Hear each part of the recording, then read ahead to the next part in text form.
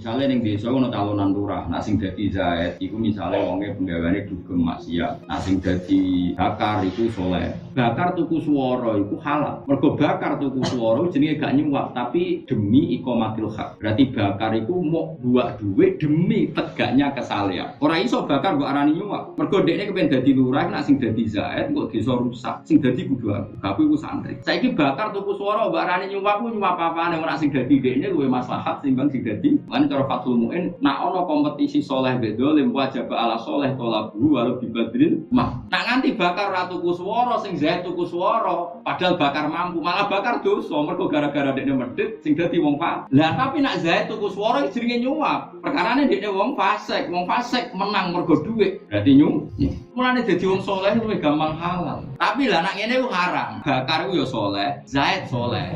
Soleh yo udah-udi. Lah iku tuku padha harame.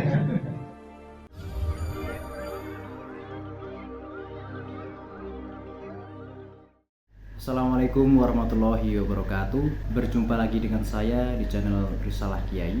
Semoga teman ngaji semuanya dalam keadaan sehat walafiat dan selalu dalam lindungan Allah Subhanahu wa taala. Amin. Baik, pada kesempatan kali ini saya akan menayangkan video ceramah dari Gus Baha. Mohon untuk disimak sampai akhir agar tidak ada kesalahpahaman. Bismillahirrahmanirrahim. Barakalladzi nazzala al-Qur'ana ala 'abdihi wa bil 'alamin nadhira. Allahumma shalli wa sallim ala sayyidina Maulana Muhammad wa ala alihi wa sahbihi wasallam. Yang terhormat Paman Kaula Kiai Idris bin Abdul Hamid bin Abdul Umar. Kiai Abdul Qadir sedangkan wayang asal dan saya sangat sebetulnya al-ma'ruf dari Kiai Hamid itu walian, tapi saya selalu berharap walian itu lewat jalur ilmu. Karena saya tahu betul Kiai Hamid itu ulama ngaji itu adalah satu jaga cici kajian.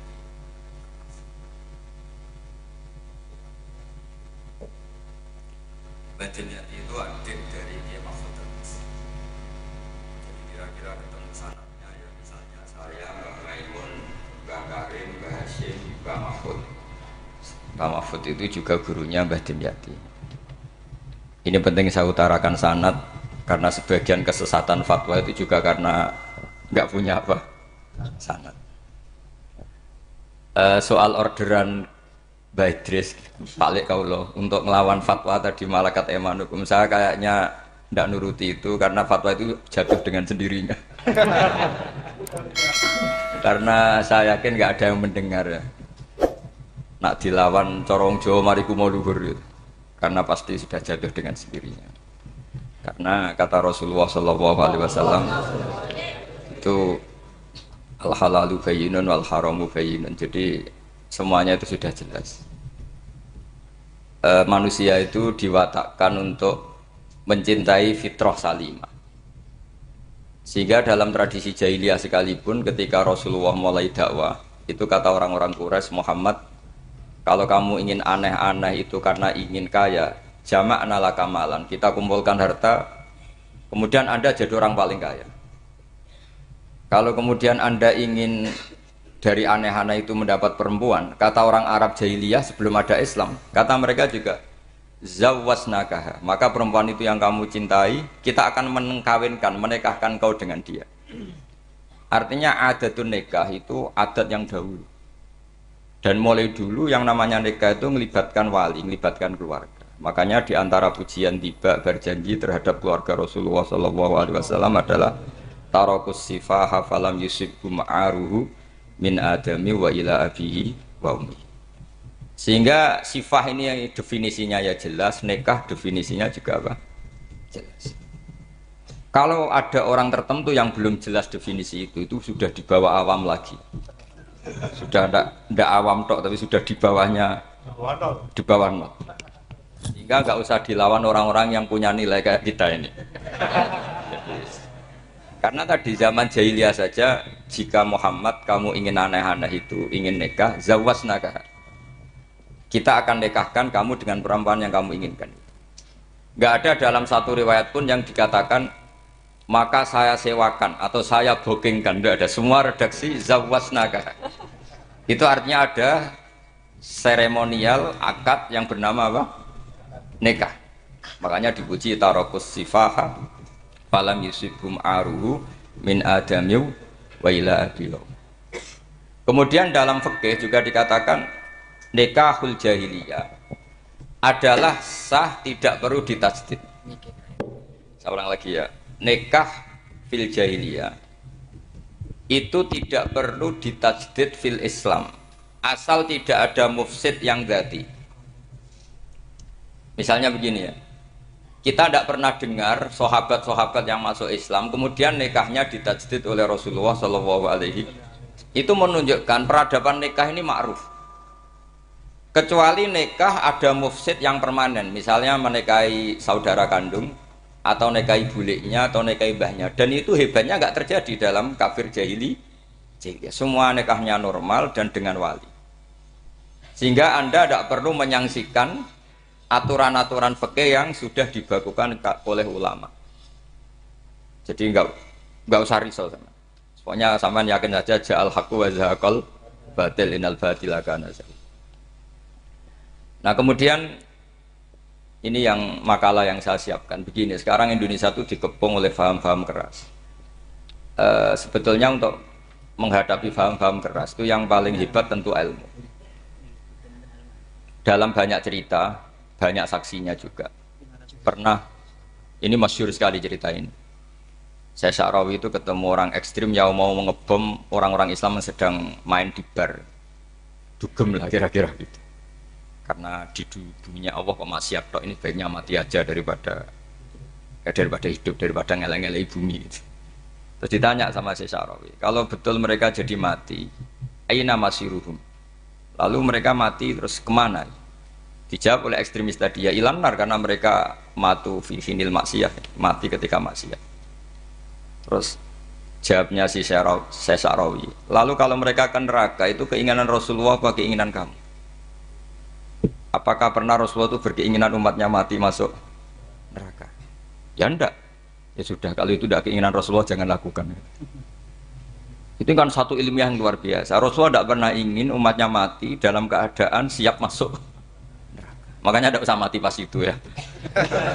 Bener MC tadi, kalau mati milih tanggal dan milih tempat.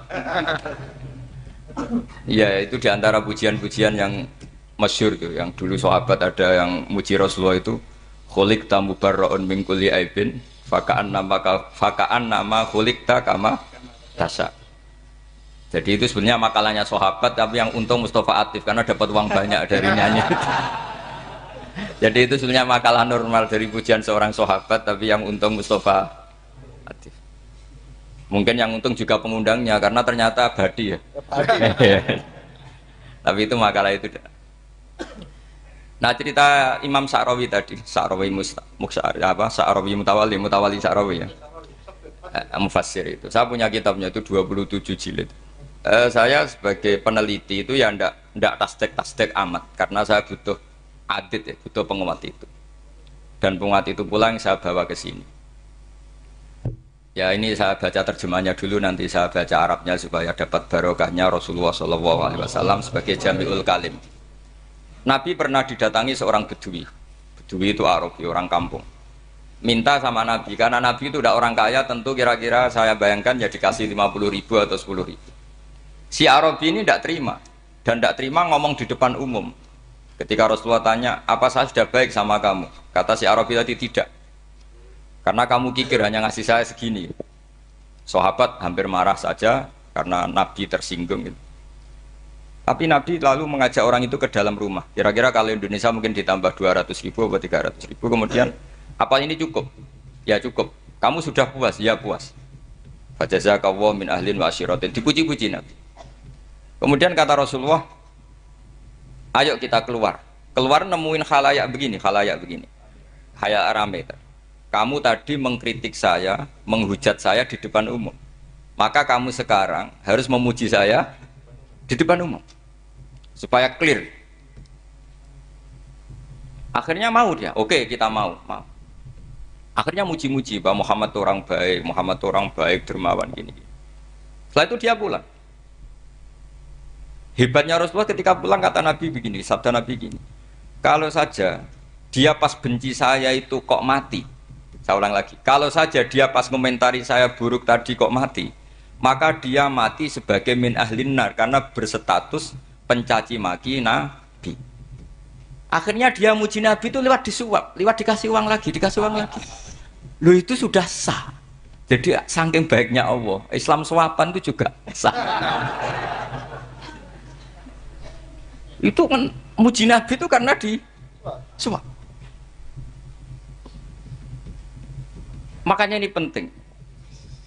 Sehingga dalam khazanah Islam itu memang agak aneh-aneh. Jadi di antara ceritanya dalam hukum-hukum Islam itu ada orang fasiknya minta ampun tapi minta karena iman sama hadis bahwa nanti kalau ada orang mati disaksikan orang dua apalagi kalau empat min ahlil jannah maka dia min ahlil jannah. Itu dia fasiknya minta ampun nyewa orang. Nanti kalau saya mati bilang saya orang baik. Betul. Setelah dia mati bayar. Ini baik, ini baik. Satu kampung nggak ada yang percaya ini saksi bohong. Tapi sama Allah diampuni karena kesaksian suapan. Lalu berarti jangan ngalalo suap ya enggak, saya ada ngalalo suap, ngalalo sodako. Karena sekarang kalau ada caleg bayar katanya sodako. Ya sodako terpaksa. Ini penting saya utarakan karena apa? Allah itu menilai itu tidak sama dengan pikiran kita. Makanya kubu sebelah ini terlalu ekstrem, memaksa Allah berpikiran kayak dia. Satu karena kurang ngaji. Nomor dua ya tadi emosinya lebih tinggi ketimbang intelektualnya. Ini penting saya utarakan. Ternyata orang yang nyuap tadi apa nilainya plus, yaitu dia iman sama dawai Rasulullah Shallallahu Alaihi Wasallam. Kalau yang namanya saksi itu penting, cuma dia mendapat cara itu lewat suap. Tapi kan iman, iman kalau dawai Nabi itu benar, kalau ada saksinya pasti min ahlil jannah. Terus dia nyari saksi harus dibayar, ya dibayar. Sekarang sama, iya 1 jutaan. Sekarang saya tanya di KPPS atau di mana-mana, saksi pemilu itu dibayar enggak? Dibayar sah apa enggak? Sah. Jadi kadang kebenaran itu harus dibayar. Ini penting saya utarakan karena ada orang perempuan cantik dirayu, digaji supaya main di niklab dibayar jadi orang maksiat. Lalu mungkin ada ustadz gaji dia, bayar dia supaya mondok. Gak tahu terusannya apa, terus dibayar apa enggak tahu saya. Pertanyaannya ketika kamu bayar kemudian jadi santri, itu kamu dosa nyuap apa dosa sodako membiayai proses kebenaran? Sodako.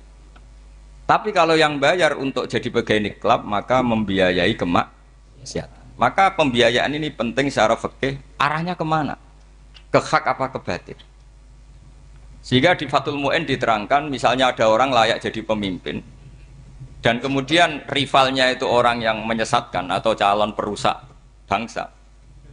Ya, maka calon pemimpin yang soleh itu wajib berkompetisi meskipun bibadlil mal. Karena kalau yang memimpin orang fasik, kampung ini rusak. Kalau yang memimpin orang soleh, kalau nggak bayar juga nggak jadi. Maka wajib bayar. Lah yang soleh bayar ini berstatus sedekah, tapi yang batil ini berstatus suap. Kenapa demikian? Karena yang namanya riswah atau ada yang baca ruswah adalah pembayaran untuk mengehakkan barang batil dan membatilkan barang hak. Sementara pembiayaan orang soleh adalah untuk memperkuat hak. Nah orang tuh nggak tahu, yang ngajinya ndak hatam-hatam tuh taunya pokoknya ar-rosi wal murtasi benar. Tapi nggak pernah mikir lalu definisi riswah atau ruswah itu apa? Ini bukan provokasi supaya semua calon bupati gubernur nyuap ndak, hanya nyuruh mereka sodako saja.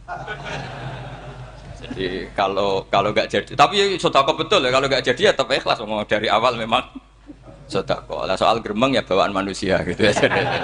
Ya nggak apa-apa, tapi tetap gremeng. Ini penting saya utarakan, makanya menurut saya itu bangga dengan Pak Hamid karena sepupu mbah saya itu karena alimnya. Meskipun banyak orang mensifati beliau wali dan memang wali betul, tapi saya tetap menstatuskan beliau orang alim yang dari kelaziman alim itu beliau wali. Jangan dibalik, wali dulu baru alim. Karena dalam beliau orang lasem dan kaidah di lasem itu fakullu alimin waliyullah walaysa kullu waliyillah aliman. Jadi kalau kaidah di daerah Jawa Tengah itu semua orang alim pasti wali, tapi kalau wali tidak mesti alim. Sehingga kalau menstatuskan alim itu keren. Kalau di Jawa Tengah status alim itu keren. Dan soal keramat yang kaitannya dengan Mbah Mun itu masyhur itu dulu ketika Mbah Hamid santai-santai sama Pak D. Taifur sama keluarga lah. Beliau mau istirahat, kemudian yang datang Kiai Maimun, Mbah Mun zaman itu masih dipanggil Gus. Sopo pur, ada Pak Taifur di situ. Kata Pak D. Taifur, saya kalau manggil Pak D itu Gus Mun.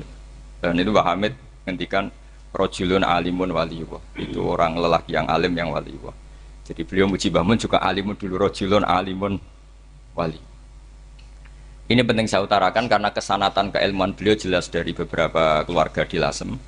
Karena di daerah Fakhriyah itu yang tempat lahirnya Pak Hamid juga lahirnya Mbah saya. Itu mbah-mbahnya sudah orang alim, termasuk Kiai Sidik Jember itu juga lahirnya di kawasan pondoknya Pak Hamid Fakhriyah. Kemudian Kiai Sidik punya anak yang namanya Ahmad Sidik yang jadi apa? Rois Am yang sekarang ada Gus Wirjon macam-macam. Itu semuanya juga keluarga Lasem. Nah, saya cerita keluarga ini penting bukan karena tafakhur atau tabai, bukan karena Allah itu membuat satu tradisi besar memang lewat dzurriyyah.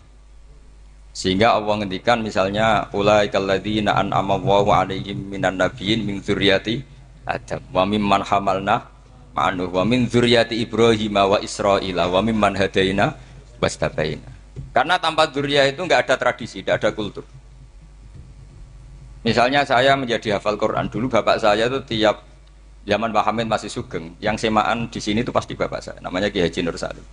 Kadang diajak baca Quran di kamarnya Kiai Hamid. Karena kalau bapak saya itu mantu ponaan sama Pak Hamid. Itu dulu bapak saya memotivasi saya supaya hafal Quran itu gini, hak kowe kudu hafal Quran. Nak kowe hafal Quran, iku kepaten obor. Kok anak merapal luwe duwe alasan. Jadi kalau ada Gus tidak alim itu mesti salah bapaknya. Karena kalau bapaknya bisa baca Wahab, anaknya mau baca primbon itu malu. Tapi kalau bapaknya sudah bacanya WA, anaknya jadi primbon. Era cucu sudah dukun. Era cucu sudah kayak Dimas Kanjeng, nanti itu pasti. Karena nggak ada rasa malunya. Tapi kalau bapaknya alim, baca Wahab misalnya, juga Qanaah, anaknya juga itu figurnya. Terus cucunya juga gitu figurnya. Makanya disebut dzurriyyatam ba'duha. Ini penting. Dulu Mbah Mun itu sering ngijazahi saya itu persis ijazahnya bapak, ijazahnya Mbah Hamid. Kalau punya amplop itu ya dibeda-bedakan, ini amplop dari tamu, ini dari pejabat, ini dari orang fakir. Sehingga penggunaannya juga sesuai itu. Tidak serampangan. Karena dianggap amanat. Kalau kita salah tasarruf maka menjadi hisab. Kalau sekarang enggak, salah dikumpulkan. Orang desa salam template wadol pitik kuru wedhus kuru ambek guse tuku HP seri terbaru itu kan kasihan ya. Padahal sing salam template itu ibunya kerja di Malaysia, mungkin gelantungan ngecat tembok di Malaysia. Hasil salam template digugus tuku HP terbaru itu kan nggak imbang. Nah, tuku tasbih kan sumbut. Ini bukan nyindir tapi ngamuk. Jadi ini penting karena semuanya itu ada hisabnya. Walatus alun yauma idzin anin. Karena tradisi ini harus kita teruskan ala qadril istito.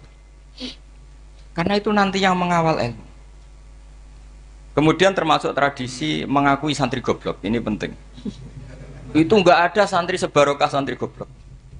Makanya dulu Mbah Mun, Mbah Hamid, Kiai alim itu kalau sama santri goblok ya tidak benci. Enggak kayak sekarang semua orang bikin sekolah unggulan. Sekolah unggulan itu kritik saya hanya memproduksi orang-orang yang nantinya mendapat. Kalau kamu punya santri hafal Quran, nanti hadiahnya umroh. Langlanya umroh, santri pinter hadiahnya beasiswa. Tapi hubungannya sama negara itu mendapat. Sementara santri yang goblok hidup di pedalaman Kalimantan, karena di sana belum ada masjid, bikin masjid. Sebagian hartanya dipakai masjid, sebagian hartanya dipakai bangun masjid. Ini yang goblok pendiri masjid, yang pinter pengajian di masjid, dibisarohi uang kas masjid. Artinya gini, ya kalau halalnya halal, tapi kita mbok yoroh hikmahnya orang-orang goblok gitu. Supaya kita tetap ngaji, Rabbana ma khalaqta hadza batila. Semua ini ada gunanya, subhanaka ma khalaqta. Jadi semua ini ada gunanya. Maka bagi santri-santri yang goblok, tolong nanti saya di Fatihai karena saya ini pembela Anda. Lo yang ngomong biar saya, karena saya terkenal santri pinter. Kalau yang ngomong sampean goblok kan nggak ada yang percaya. Oh, padune podo gobloknya kan gitu. Yang ngomong harus saya. Saya itu niru Rasulullah Shallallahu Alaihi Wasallam. Nabi itu kalau ada santri serabakat pinter, itu diwaris sak surat usung nang mulai pinter. Banyak itu. Balighu anni walau ayah, ada sahabat ngaji hanya diajari idza zulzilatil ardu, sudah kamu pulang, sudah pinter. Karena betul. Sekarang coba diangen-angen, ada santri alim alamah, mungkin bakasnya furu'iyah, gimana hukumnya Jumatan jumlahnya itu 40 kurang atau 40 pas imam. Kemudian ada yang batal satu, hukumnya gimana? Dia mikir furu'iyah. Sementara yang goblok, dia di desa tertinggal gak ada masjid. Piye caranya dia masjid? Ini bikin aslul ibadah, yang sini sudah khilaf tentang yang gak penting. Jadi orang goblok kadang lebih keren. Akhirnya apa? Duriannya yang goblok nanti jadi orang alim alama ngekholi wong goblok karena pendirinya biasanya orang pati pinter. Itulah Allah Subhanahu wa taala. Ada bikin sesuatu itu sia-sia. Nah, saya ini korban ilmu itu. Akhirnya santri saya banyak yang enggak jelas. Ya, tapi ya saya terima saja. Saya santri itu macam-macam. Ada yang profesor, ada yang doktor, ada yang goblok, ada yang baru tobat kemarin. Ada yang Cina lagi senang ahli sunnah wal jamaah, macam-macam. Semuanya ngaji sama saya. Karena saya tetap berkeyakinan Rabbana ma khalaqta hadza. Ini penting saya utarakan karena khazanah kita ini jangan digerus oleh orang yang tidak bertanggung jawab. Pernah ada di hadis Muslim, ini cerita di Sahih Muslim. Ada seseorang sedang sujud kemudian diinjek oleh orang fasik. Saya ulang lagi, diinjek. Rokobahnya yang diinjek itu rokobahnya. Lehernya itu diinjek sama orang fasik. Kemudian si yang sujud tadi bersumpah wallahi la yaghfiru wallahu lak. Demi Allah, Allah tidak akan mengampuni kamu. Itu Allah kemudian mewahyukan sama Nabi di zamannya. Wahyunya adalah mangkalladzi yata'alla alayya alla aghfira li fulan laqad ghafartu dzunuba wa ahbattu amalak. Siapa yang mencantut namaku dengan menstatuskan saya tidak bisa memberi maaf, sungguh orang itu saya maafkan dan yang ahli ibadah amalnya tak cabut semua, tak hapus. Karena Allah tuh nggak boleh distatuskan sesuai keinginan kita. Kita sedang soleh terus mengatakan orang lain tidak soleh, Allah tidak akan ngampuni. Ngampuni tidak, itu wilayahnya Allah, dan Allah yaf'alu ma yasha. Dan Allah berkali-kali memaklumatkan dirinya yaghfiru liman yasha wa yu'adzibu man yasha. Tapi ini kubu sebelah nyifati Allah hanya wa yu'adzibu, kubu sebelah kan gitu. Tidak pernah kalau Allah disifati yaghfir. Bagaimana Allah gak tersinggung? Allah selalu distatuskan yu'adzib. Itu kira-kira kalau Allah kan gini, saya ini bisa u'adzib, bisa aghfir, kenapa status saya tinggal yu'adzib? Ini ngaji di mana? Khatam enggak gitu. Makanya resikonya ahli sunnah itu masyhur tuh Pak Hamid Pasuruan. Tamu macam-macam diterima. Ketika orang benci Golkar itu ada tamu dari Golkar juga diterima.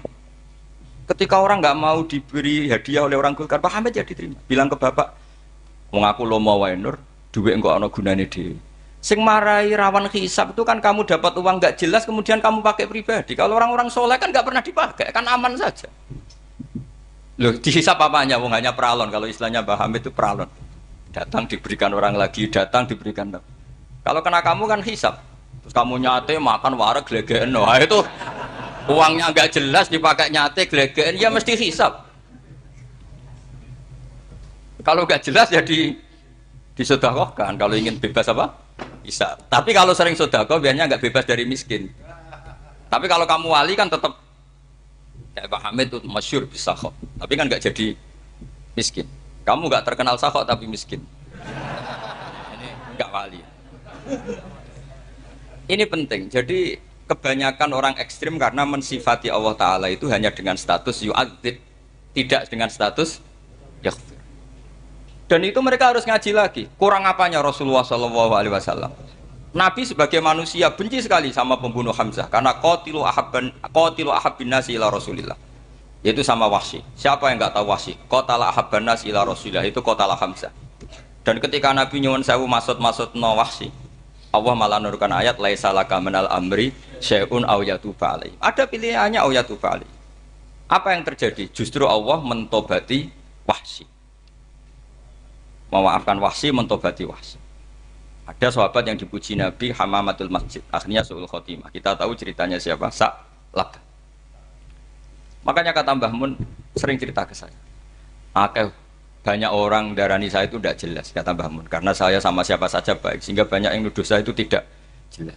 Kata beliau, ulama paling jelas ya saya ini, karena masih orisinil, kata beliau. Tapi pakai bahasa Jawa, karena tadi Mbak Idris bilang ada yang MA ya, Mbak, Madura asli tadi, makanya saya terpaksa bahasa Indonesia tadi. Kata Mbah Mun, ulama paling jelas ya saya, karena saya menyikapi siapa saja baik. Karena di hati saya hanya membaca laisa laka minal amri syai'un aw yatuba alaihim aw yu'adziba. Kenapa kamu vonis si buruk? Bisa saja nanti baik. Yang sedang baik bisa saja nanti bu. Kalau nasib seseorang nggak jelas, kenapa kamu sikapnya jelas? Nah ini orang-orang nggak ngaji itu memaksa orang lain jelas. Ini kubu sebelah pasti salah, ini pasti benar. Wong manusia kok dipasti-pastikan gimana? Kita ini tidak nabi. Kalau nabi maksum pasti benar. Kalau sampean apa? Maksum bisa. Jadi ketidakjelasan para ulama ini berdasar konstitusi tadi, bahwa itu wilayahnya Allah Subhanahu wa Ta'ala. Ini penting saya utarakan. Jadi penting sekali. Jadi orang yang sedang fasik sekarang bisa saja nanti tobat. Yang sedang sekarang soleh bisa saja nanti masalah. Sehingga Rasulullah tetap mengajarkan ya muqallibal qulub tsabbit qalbi ala dinik. Jadi kalau ngaji itu khatam. Khatam itu begini misalnya ya. Saya pernah ngaji Ihya, belajar Ihya khatam. Bahkan saya punya takrirannya berdasar kitab Ithaf, sarahnya Ihya. Kalau ingin tahu sanadnya sarah Ihya, ya misalnya Gus Idris ini, oleh Idris ngaji Mbah Hamid Pasuruan, ngaji Mbah Dimyati. Mbah Dimyati ini ngaji sama kakaknya Kiai Mahfud Termas. Kiai Mahfud ngaji sama abahnya Kiai Abdullah. Kiai Abdullah ngaji sama abahnya Kiai Abdul Manan. Kiai Abdul Manan ini mulazim terhadap Sayyid Murtado Az-Zabidi. Jadi kalau santri Salafiyah ini ya kira-kira tokoh Sabiah. Karena Mbak Idris Sadisa ya kira-kira sampean itu dari pengarang Ithaf itu baru tokoh berapa? Sabiah, masih keren. Turun pitu. Masih kaya lah. Lah kamu kok miskin? Turun ke wolu katanya kan. Jadi nanti kalau kamu masih keren. Itu sampean ngaji kitab kalau khatam, saya ulang lagi kalau khatam. Itu memang ada bab-bab di mana ulama itu harus tegas, harus tafriq bainal haqqi wa bainal batil.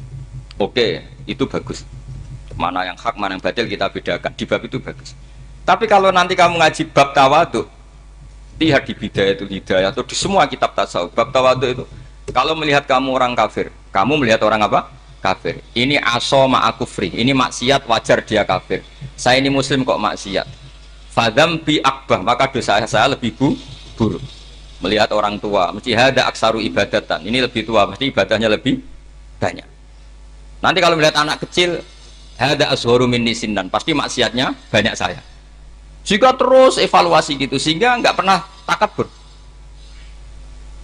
Misalnya di sini, saya ini kan gayanya keren, duduk di atas sampean di bawah.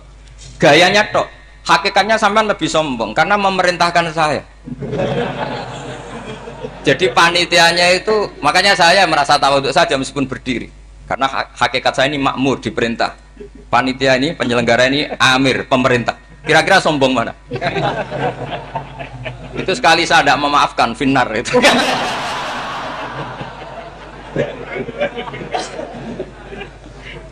Tapi insya Allah tak maafkan. Iya masih insya Allah. Jadi ini penting. Jadi mbok ya orang-orang yang ekstrim tuh mikir keinginan Rasulullah SAW itu umatnya meninggal dalam keadaan baik. Makanya benar tadi, notulen tadi, kalau doa, kalau ingin mandi itu memang harus ada jadabnya. Tapi yang asli loh ya, jangan gaya-gayanan.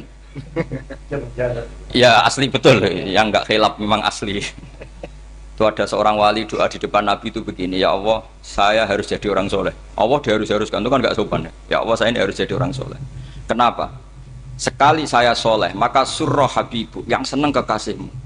Sekali saya fasik, maka yang senang musuhmu, yaitu iblis. Tinggal jenengan milih mana, nyenangkan kekasihmu apa nyenangkan musuhmu. Akhirnya dapat aku ya sudah, soleh aja soleh, ini kok doa kok neror orang ini. Jadi ya Allah, saya harus jadi orang soleh. Kalau saya jadi orang soleh, surroh habibuk, yang senang kekasihmu.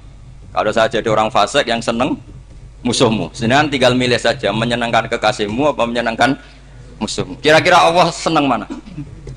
Senang menyenangkan. Wah, itu doa paling mustajab. Tapi syaratnya harus anti bikolbin dan dari ijazah nggak mandi, itu ijazah nggak mandi. Maka ini tidak saya ijazahkan.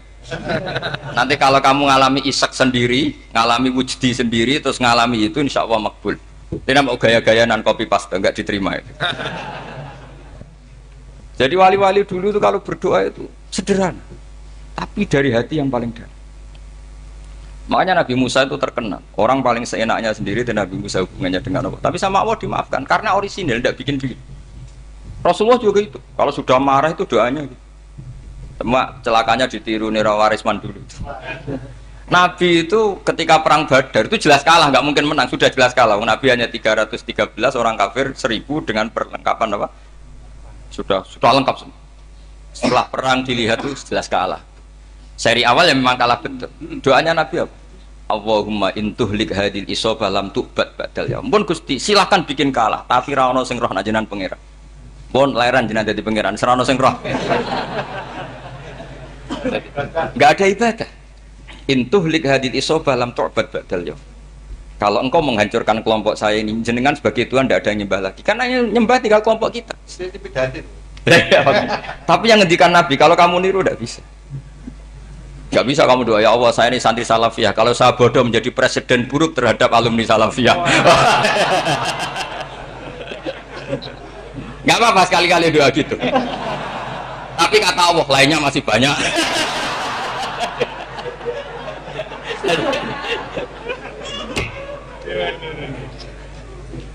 Tapi itu syaratnya tadi harus ada al-wujdi wasima. Jadi makanya Imam Ghazali punya kitab al-wujdi wasima.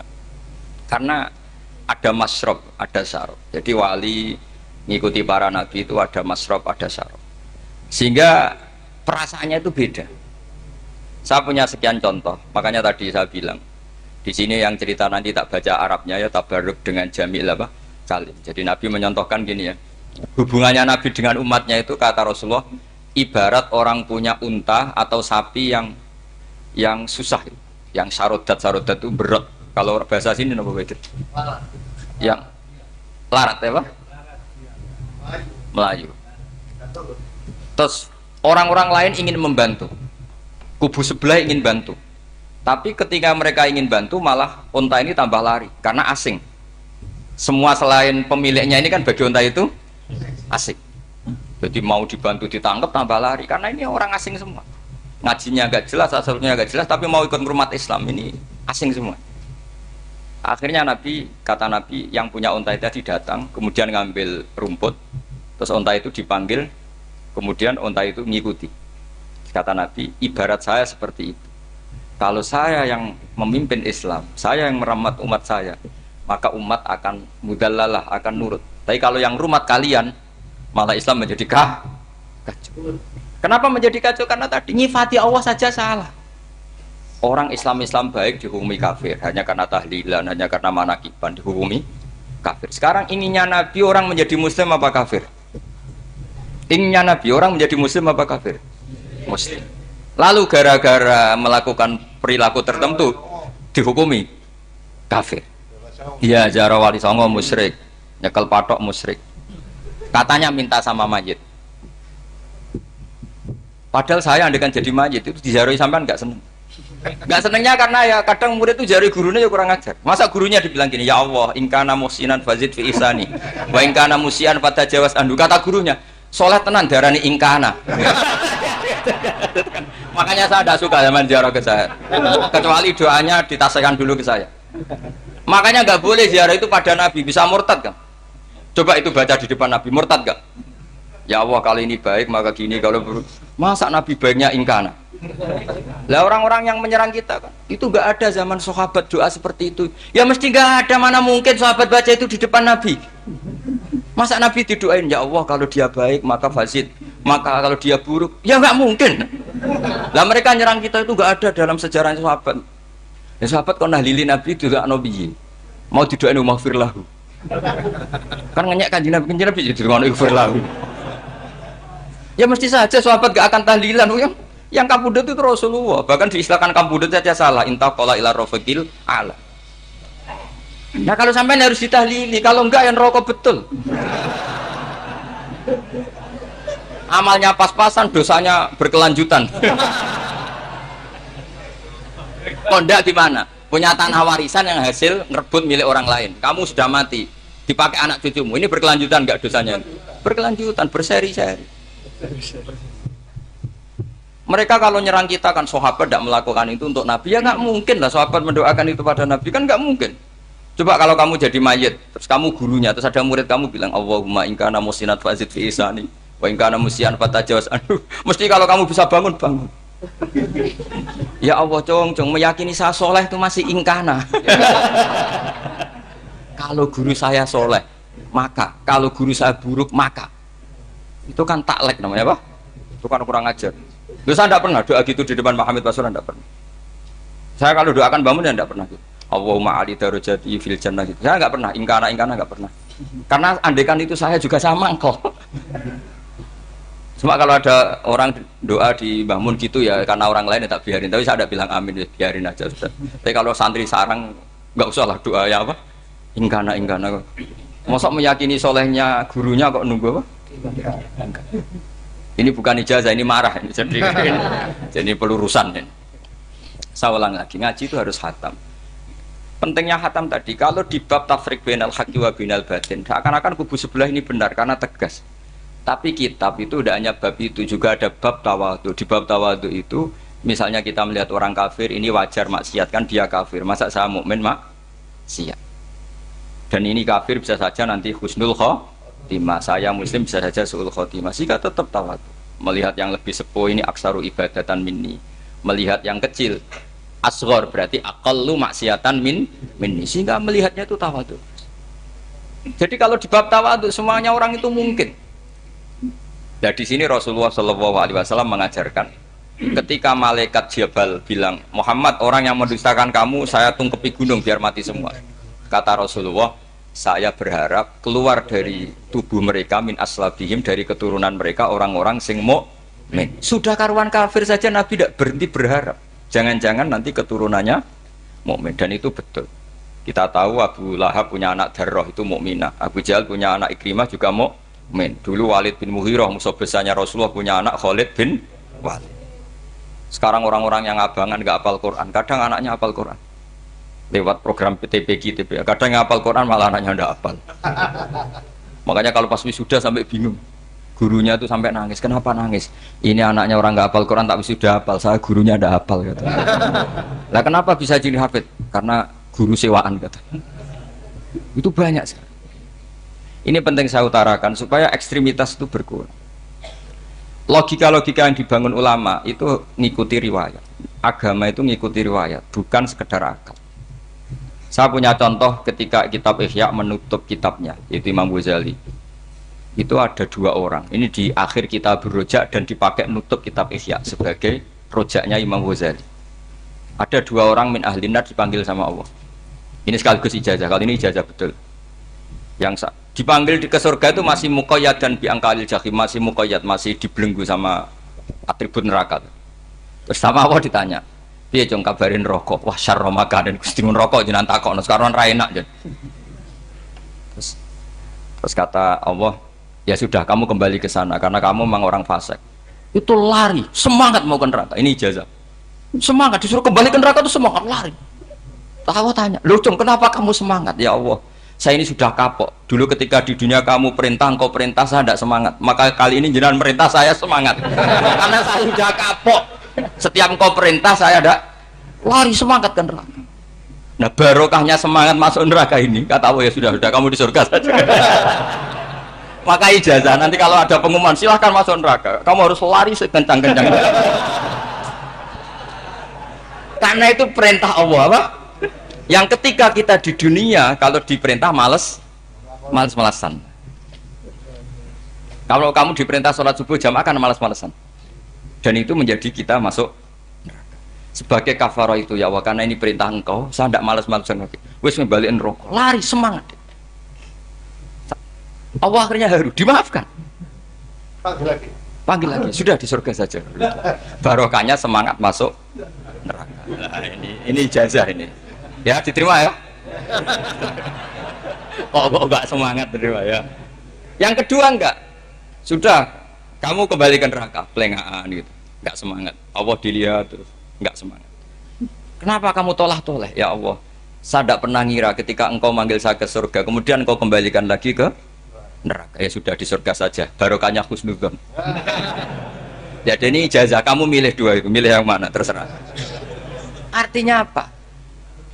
Logika kamu itu tidak mesti masuk apa yang dilakukan oleh Allah Subhanahu wa Ta'ala. Itu logika kamu kan tidak masuk, tapi Allah yaf'alu ma yasha. Ini penting saya utarakan. Nah, tapi orang-orang ekstrim itu maunya nyifati Allah hanya status yu'adzim, yantakim, jabbar, qahar. Sifatnya Allah Ta'ala itu 99. Kenapa? Apa kamu hanya satu? Jadi tetap saja menghadapi fenomena seperti ini tetap laisa laka minal amri syai'un aw yatuba alaihim aw yu'adzib. Sehingga setahu saya Mbah Mun, Mbah Hamid Pasuruan, guru-guru kita, habaib yang alim-alim itu melihat tamu macam-macam ya dilayani semua. Karena ini ngadepi fenomena sosial yang semuanya tidak jelas. Kalau nggak jelas apa? Ya kita bisanya berharap karena afdolul ibadah itu intidharul farad. Kalau belum Islam sekarang kita harapkan nanti. Kalau bapaknya enggak kita harapkan anaknya. Kalau anaknya belum kita harapkan cucunya. Karena agama ini limangka nayarjuwo hawal yaumal akhir. Agama ini bagi yang terus berpengharapan, bukan bagi yang putus asa. Ini yang penting saya utarakan. Jadi apalagi Allah sudah punya rencana tadi, yang goblok-goblok di pedalaman Dayak bikin masjid, yang pinter-pinter ramen lomba untuk sangu, untuk umroh. Kira-kira memberi sama mendapat pahalanya keren mana? Memberi. Tapi tidak usah jadi goblok. Goblok tidak usah direncanakan, sudah terjadi. Jadi makanya saya bela karena sudah terjadi gitu. Tapi tidak usah direncanakan. Nanti terus wah goblok aja cara Gus Bak gak apa-apa ndak. Sudah kadung, ini cuma kita itu iman ya.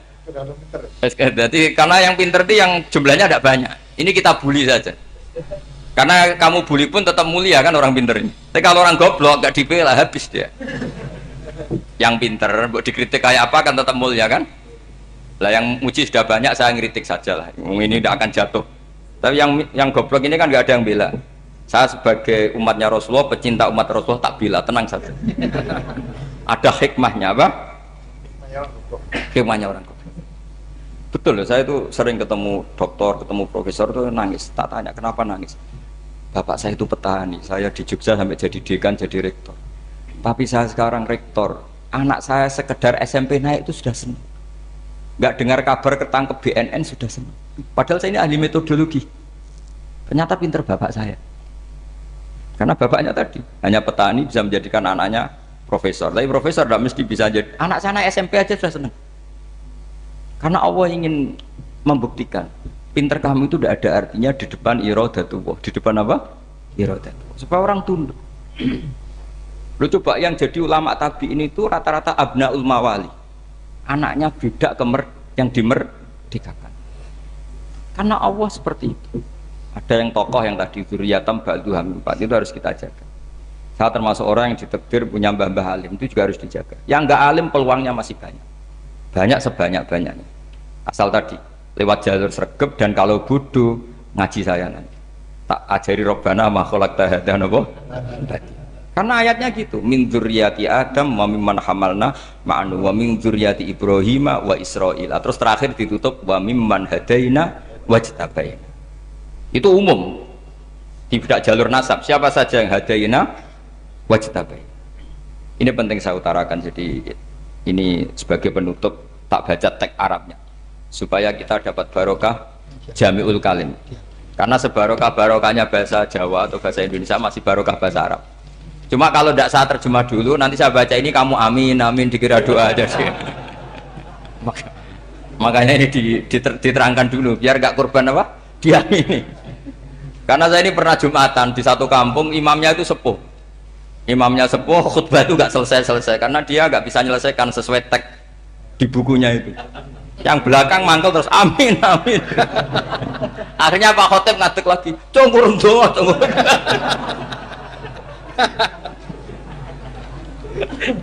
Ini masih teks Arab atau yang belakang sudah apa? Amin, amin. Ya saya baca. Yang disimak. Bismillahirrahmanirrahim. Waruya anak Arabian ja'ahu yatlubu min husay'an fa'atahu. Sumaqala ahsantu ilaika. Dikasih sesuatu ya tadi saya contohkan, misalnya dikasih hanya 10.000. Qala al-Arabiyullah wala ajmalta, kamu ya belum berbuat baik. Faghadibal muslimun wa qamu ilaihi. Orang-orang Islam marah besar karena Nabi dikomentari la ajmalta, kamu ndak orang baik.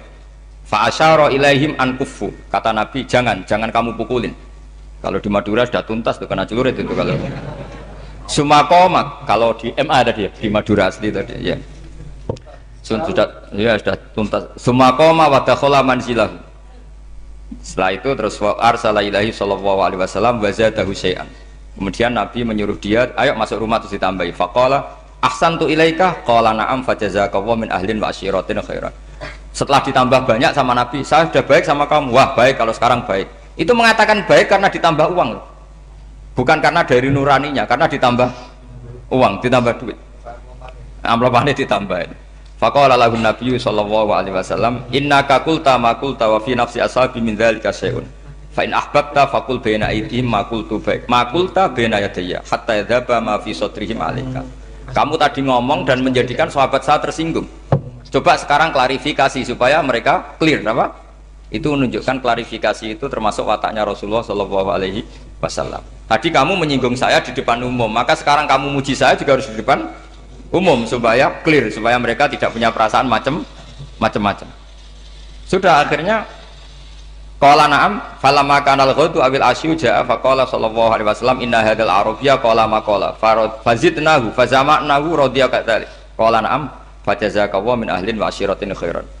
Terus faqala Nabi sallallahu alaihi wasallam, ini penting ya bagi semua dai, bagi semua ustaz. Masali wa masalu hada masalu rajulin lahu naqatun syaradat alaihi fattaba'an nasu atau fa'atba'ahan nasu falam yaziduha illa nufuran fanadahum sahibuha khallu baini wa baina naqati fa inni arfaku biha minkum. Jadi namanya unta, sapi atau kuda itu lebih terbiasa sama pemiliknya sama orang lain. Sama pemiliknya. Kalau orang lain ikut mantu ketika berat malah tambahlah lari. Sama kiai sama umat itu, kalau kiai kan punya syafaqah sama umat, maka inginnya umatnya dimaafkan. Tapi kalau kubu sebelah inginnya mengkafirkan, mendosakan, membid'ahkan, itu bisa diharap nggak umat mau kembali, malah lari. Makanya saya pernah ngalami ini serius. Ada orang tukang ngafir-ngafir nawang NU gitu. Di majelis, satu majelis dengan saya. Singkat cerita semua NU pinter, waya jamaah duhur itu waya sholat, ayo jamaah, aku gak sholat. Kenapa? Kafir sholat bareng. Nggak wajib mengkafir sholat. Tidak usah kafir, sholat saja. Mereka itu kan omongannya ta'arud, mengkafirkan kita tapi mewajibkan kita sholat. Sholat wajib nggak bagi orang kafir? Nggak wajib. Berani nggak mereka mengatakan yang dikafirkan tidak perlu sholat karena sudah kafir? Berani nggak kira-kira? Nggak berani. Jadi omongan mereka itu paradoks semua. Karena memang nggak pernah ngaji. Nggak pernah apa? Nggak pernah ngaji.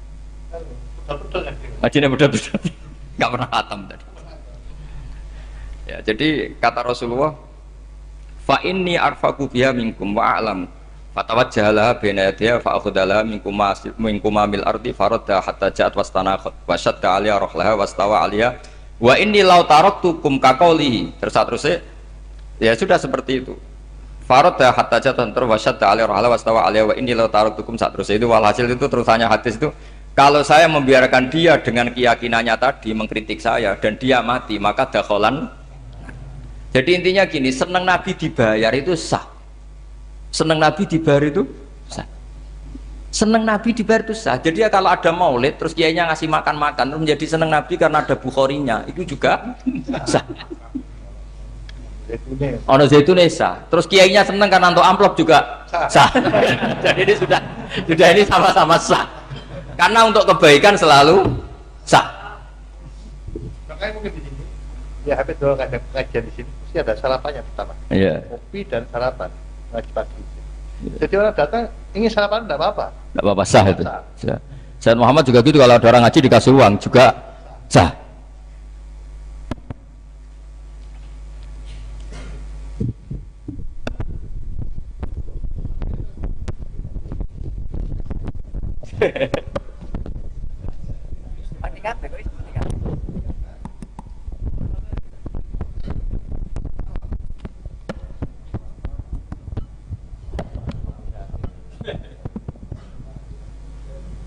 Kabeh.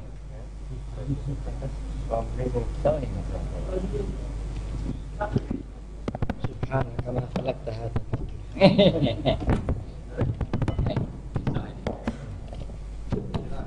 Ya, ya. Ya jadi ini jelas ya, jadi riwayat ini jelas. Kemudian riwayat yang ada di kitab Bukhari ketika Rasulullah didustakan, dibully. Ini wa ana mahmum ala wajhi falam astafiq illa wa ana biqarni sa'alib, yang di bawah garis itu ada yang di Bukhari. Farafatu rasi fa idzan ana bi sahabatin qad adallatni fa nadartu fa idzan fiha jibril fa nadani faqal inna wa qad sami'a qala qaumika laka wa maraddu 'alaika wa qad basa ilaika malakal jibal litamurahu bima syi'ta fihim fa nadani malakul jibal fa sallama 'alaihi tsumma qala ya Muhammad faqala dzalik bima syi'ta in syi'ta an udbika alim al-akhsaban faqala Nabi sallallahu alaihi wasallam bal arju ayyukhrijawahu min aslabihim ma ya'budu wa wahdah la yusyriku bihi. Jadi Nabi menghadapi yang sedang kafir saja nggak putus asa, bisa saja mereka nanti melahirkan anak-anak yang Islam. Jadi kalau ada kiai menghina orang kafir itu jangan melihat kiai kok pancanan wong kafir, yang benar itu kiai yang penuh harapan, sehingga sama orang kafir saja berharap. Tapi sekarang enggak, kiai pancanan wong kafir, kiai kok pancanan wong fasik. Logikanya dibalik, kiai nelateni wong kafir nak menawa anak turune masuk Islam, kiai nelateni wong fasik anak menawa dadi soleh. Logikanya harus seperti itu. Nah soal perang itu beda. Perang kan mereka sudah menstatuskan diri ingin bunuh kita, tentu kita harus berani untuk mempertahankan diri. Tapi kalau kondisi normal tidak bisa seperti itu. Ini kan kondisi normal. Itu Rasulullah ya nggak boleh, karena tadi bahkan kalau saya pernah ngaji ini di Sidogiri, pernah cerita Rasulullah jajar Nabi Nuh. Ada seorang wali, pasnya Abu Hasan Asyadili. Siapa Abu Hasan apa? Asyadili. Mimpi ketemu Rasulullah jajar Nabi Nuh. Kemudian Nabi Nuh itu digojlok sama Rasulullah. Kamu pernah maksudkan kaum kamu, bisa saja fi aslabihim atau fi zuhurihim ada nasamatan sing tu'minu billah. Sekarang misalnya begini ya, ini orang kafir. Di sini itu ada gen yang ribuan ila yaumil qiyamah. Bisa saja gen-gen yang sekarang masih di zuhurihim, karena kalau apa gen di lelaki diistilahkan fi zuhurihim, ini saja nasamatan tu'min. Nasama yang nanti mukmin. Kalau dia mati kan berarti kamu membunuh calon orang mukmin berikut. Tapi ya sama. Tapi kalau kamu bilang dibiarkan, bisa saja ini ada nasama sing calon kafir. Berarti kamu membiarkan kekafiran. Nah di sini hebatnya Allah. Allah bikin Nabi Nuh mewakili istihad potensi kekafiran berlanjut, sehingga beliau bilang wala yalidu ila fajiram kafaro. Paham ya kan? Rabbila tadzar alal ardi minal kafirina dayara innaka intadzarhum yudillu ibadaka wala yalidu ila fajiram kafaro. Logika itu terwakili oleh Nabi Nuh. Logika bisa saja ini ada nasamatan untuk minubillah, itu terwakili oleh Rasulullah. Bal arju ayyukhrijawahu min aslabihim may ya'budu wa la yusyriku bihi syai'an. Kayak apa untungnya kita jadi umat Rasulullah sallallahu alaihi wasallam? Masalahnya Nabi Nuh gak Nabi Nuh, Nabi Muhammad. Jadi kira-kira istiadat kamu ikut Nabi siapa? Kalau main hantam ya ikut Nabi Nuh. Kalau main rojak berharap Nabi Muhammad. Ya sudah, sampean ikut mana? Nabi Muhammad.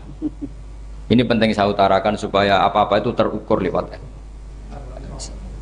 Ya pokoknya istilah kayak Wali Songo yang tercerminkan sampai ke kita kayak Pak Hamid, karena Pak Hamid ini syaratnya secara gen itu sampai Sunan Bonang, di silsilah itu sampai Sunan Bonang. Saya punya catatan nasabnya Pak Hamid Pasuruan sampai Sunan Bonang, ditulis Mbah Him itu. Ya, pas 40 harinya Mbah Hamid itu silsilah itu. Saya kira demikian, saya mohon maaf atas semua kesalahan. Wah, baru mulai. Ya Santi Putri itu gak usah mikir besar berat-berat, yang penting nurut suami, itu kata para suami. Tapi kalau suaminya gak layak diikuti ya diberontak saja gitu. Karena gak ada sesuatu yang luar biasa kayak perempuan. Itu kata Sayyidina Umar, pernah dia mau jalan dicegat sama Khawlah itu binti Salab. Itu sampai 3 jam. Padahal Umar sudah Amirul Mukminin. Sudah siapa? Amirul Mukminin. Tapi ketika ditanya, kenapa engkau berhenti karena orang tua ini? Kamu tahu orang tua ini siapa? Ini ketika protes itu didengar langit sabhuju. Yaitu yang di ayat qad sami Allahu qaulal lati tujadiluka fi zawjiha wa tashtaki ila Allah. Jadi sing protes wong wedok ora trimo bojone, Kanjeng Nabi diprotes. Ya singkat cerita, Khawlah itu cantik. Memang contohnya harus cantik. Kalau jelek nggak bisa. Khawlah itu cantik sekali. Walhasil dia mungkin haid atau apa, lama mungkin haid. Terus suaminya datang. Aus ini datang, Aus bin Somit ini datang. Melihat istrinya pas sujud. Di semua teks riwayat fa'ajabatu ajizatuha. Makanya gambarannya harus cantik. Enggak usah diterjemah ya. Fa'ajabatu ajizatuha. Singkat cerita Aus itu minta dilayani saat itu juga. Si Khawlah nggak mau karena sedang ibadah. Mbok sik Mas kok dalu. Enggak koyo sekarang. Saking mangkelnya karena agak kesampaian. Ya orang lanang kan gitu, mesti kotor kalau enggak kesampaian. Terus Zuhara min dia melakukan dihar. Anti aliyah ka dhuhri ummi. Dulu dihar dalam hukum jahiliyah adalah tolak. Setelah ditihar, Aus getulnya bukan main karena Khawlah ini cantik. Makanya contohnya cantik karena kalau nggak cantik nggak getun gitu. Terus kalau nggak cantik juga suaminya nggak kesusu gitu. Sudah tahu toh, sudah tahu semua pokoknya gitu punya nada. Singkat cerita akhirnya suaminya datang ke Rasulullah. Ya Rasulullah, saya ini sangat mencintai istri saya, tapi tadi saya keterucut dihar dia. Lalu solusinya gimana? Ini karena tambahnya khas perempuan, kata Mbak Idris, ya sudah tak turut, ini khas perempuan. Kemenangan partai apa? Perempuan. Tapi tidak PSI, ini kemenangan partai perempuan. Kata Rasulullah, sementara hukumnya begitu. Kalau dihar itu bimanzilatit tolak. Ya sudah, kamu nggak bisa kumpul lagi sama dia. Istrinya dikasih tahu, protes. Apa? Hukum apa-apaan itu? Diparahin Rasulullah. Ini hukum tidak benar ya Rasulullah. Ya tapi setahu saya hingga detik ini saya sebagai Nabi hukumnya baru begitu. Nggak benar. Dibuantah terus sama Nabi diancam gini. Kalau engkau tidak bisa memutuskan, tak laporkan Allah.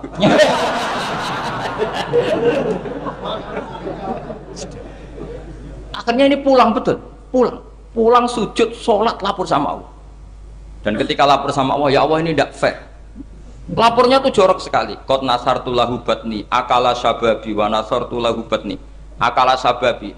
Muda saya sudah dihabiskan sama suami saya. Wa nasartu lahu batni, tidak usah diterjemah.